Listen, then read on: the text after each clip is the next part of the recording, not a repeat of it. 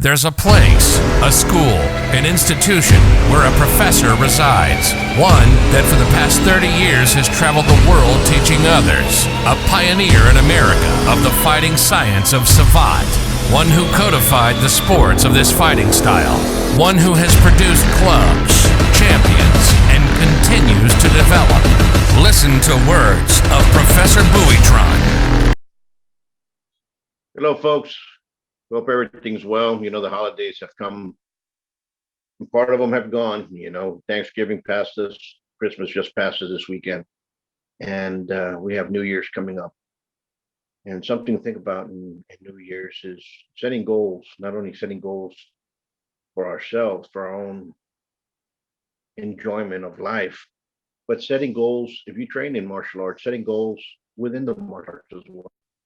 What do you want to do with martial arts? What do you want to do with whatever you're studying, whether it's karate, capoeira, savate, eskrima, silat? What do you want to do with it? Do you want to do it? Do you want to use it as a vocation?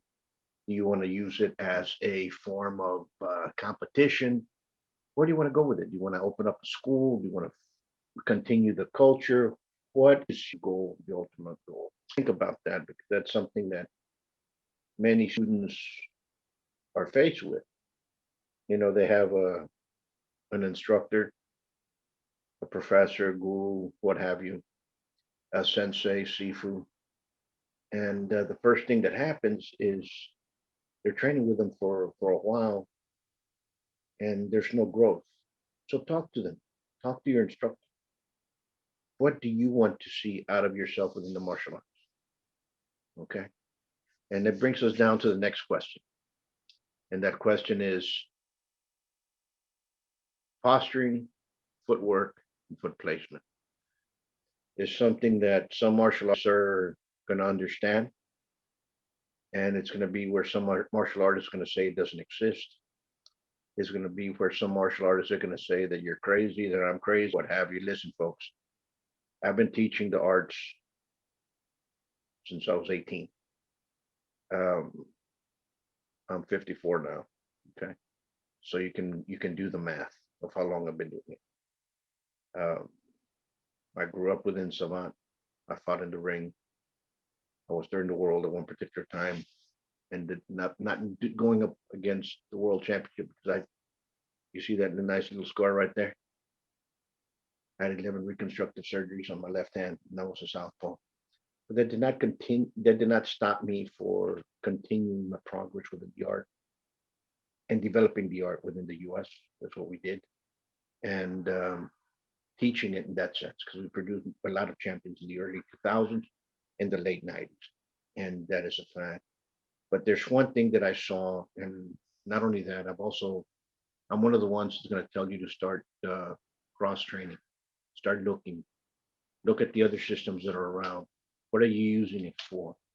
Is this more for a workout? Is this more for a hobby? Is this just something that I'm just doing on the weekends? Is it competition? What is it? Is it to learn how to fight, how to defend myself? There's a lot of variables when it comes to martial arts of what you want to do. And within training, there's a lot of systems. There's Chinese, Indonesian, Filipino, Japanese, Okinawan, French, Brazilian, American. Listen, every art that's out there was developed for a purpose. The purpose was for what? To defend oneself against others. Some of them were developed for war. That means I'm fighting somebody that knows how to fight. Some in the street, you have to look at a lot of things. I do not know what the person has. I do not know what the person's bringing to the altercation. So I have to impose myself as a more crazier adversary, more deadlier adversary, more imposing. So you see a lot of arts that posture. Okay, and posturing is nothing wrong. You know, we've used it within warfare.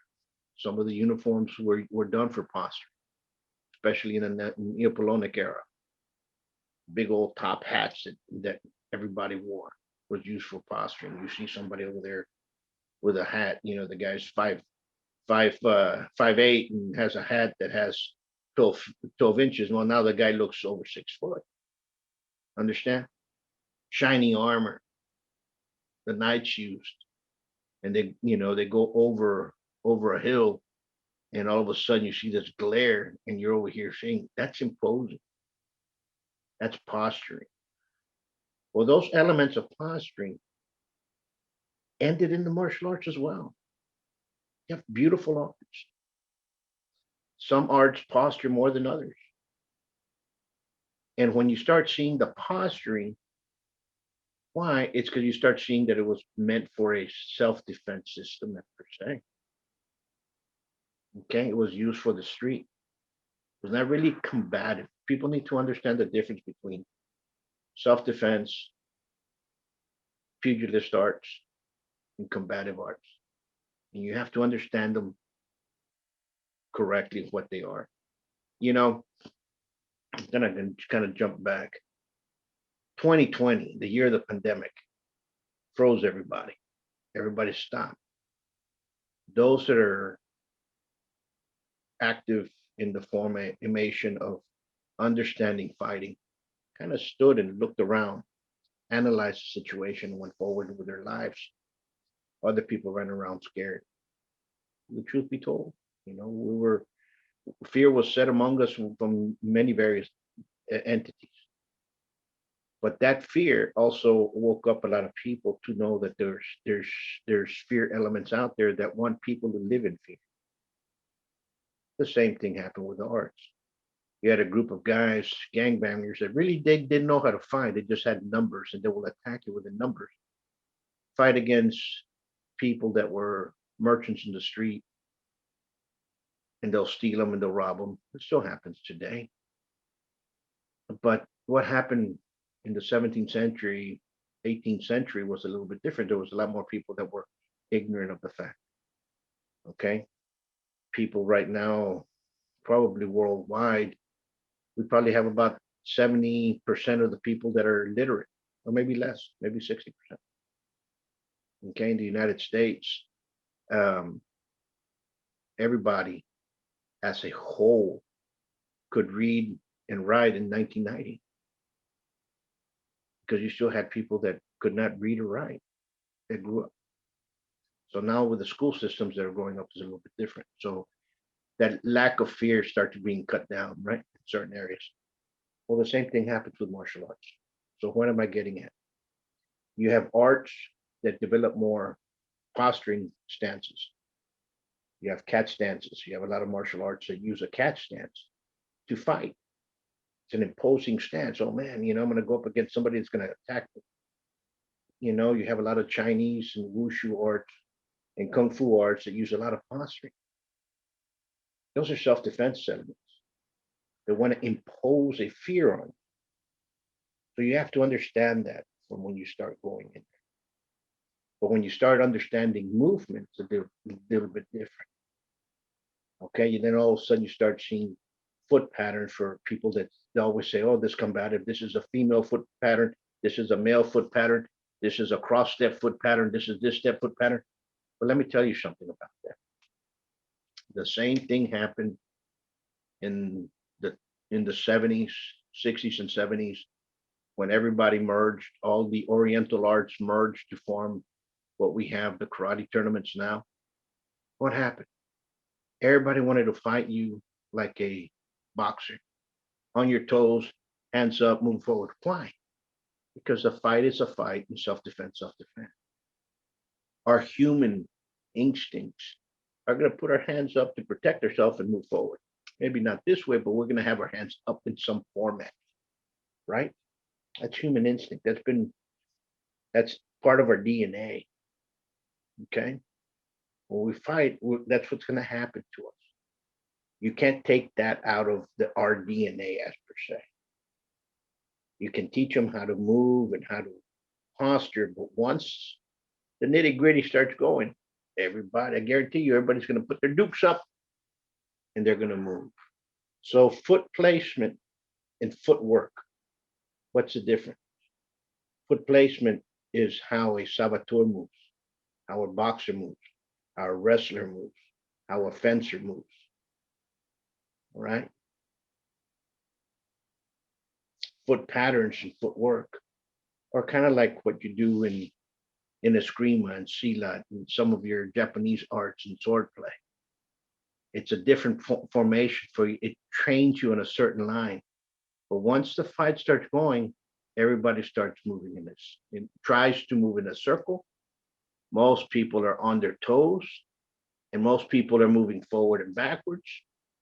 It changes the reality.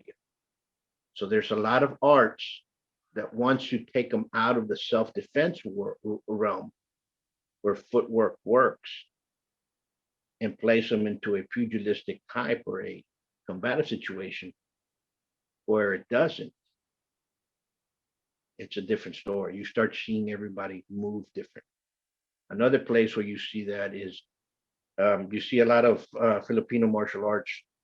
They have female triangles, male triangles, and so many different patterns and so on and so forth. And they're beautiful arts. Don't get me wrong, guys. But once you see them compete, nobody's using those patterns. Everybody goes up and dukes. Let's duke it out. And it's just the nature of the beast. That's what's going to happen. So understand that, train that, analyze that, look at videos. Also look at videos from the street. Look at videos from the street of incidents that happen in the Philippines. Knife fights in the Philippines, knife fights in Mexico, knife fights in Africa. I guarantee you there's no foot pattern. There's footwork. You're on your toes and they're moving around. So folks, know the difference, understand the reasons why. If you agree, if you got something out of this, click like, share. Let's keep moving forward. Keep on training. Please do that. I don't care whether you train in Savate or you can train in Kempo or Eskrima or what have you. Get some training inside you. Understand what the martial art is for, why it was developed, and enhance it from there. Okay? Because that's the only way you're going to grow. There's a lot of people out there that say jujitsu is the best art. It takes you to the ground. Go to the ground in the streets of Laredo, see what happens. Go to the ground in the streets of Brooklyn, see what happens. You're going to get shoe shine. They're going to kick you into a coma or kill you. That's just the way it is. People, fighting is dangerous. Okay? Assaults are dangerous. But life, the streets, what we work with, we never know what's going to happen because life is cruel in that sense. So if you're training in a martial art, if you're training in a system, understand what the system is for, when it was created, what it's for, because a lot of them were created for sport. And if a sport is a sport, like Savate Boxe Française is a beautiful sport. Savate Boxe Française is not for the street. Can I grab elements from it and use it for a self-defense situation? Of course. Can I grab elements from Tai Chi and use it for self-defense? Of course. But you have to understand why and when and where. Until next time, much peace.